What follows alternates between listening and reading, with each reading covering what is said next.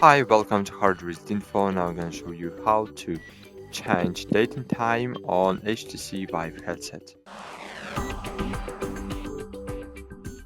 To do that, firstly you should open General, then scroll down, find your date and time, and here disable use network provided time. And right now you can manually change the date. For example, firstly months, right? 12 day 22 year 2024. And click OK, for example.